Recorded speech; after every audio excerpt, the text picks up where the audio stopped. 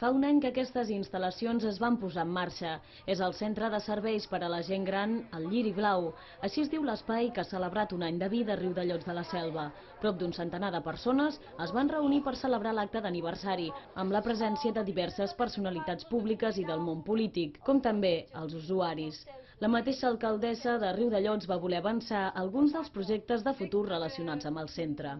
Una valoració en fem molt positiva en tots els àmbits. Hem aconseguit que el centre tingués l'acceptació i l'èxit esperat. El primer aniversari també va comptar amb la visita de Ferran Roquer, el delegat dels serveis territorials de benestar social a Girona. És un model de protecció de les persones dependents en l'àmbit rural molt adequat a la vida que han tingut les persones precisament en l'àmbit rural, perquè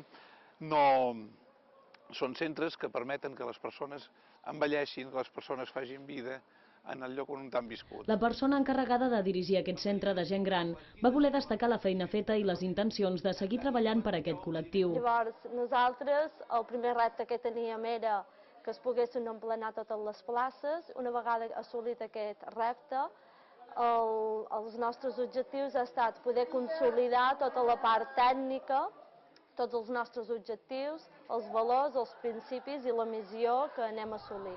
El centre té previstes 3 actuacions que ascendiran a 54.000 euros en total. Es tracta d'un tancament exterior i l'adequació del jardí, com també arranjar la plaça que hi ha al darrere del centre per gent gran. A més, es preveu ampliar el nombre d'usuaris, ja que arriben des de Caldes de Malavella, Vilobí d'Onyar, Campllong i Quart.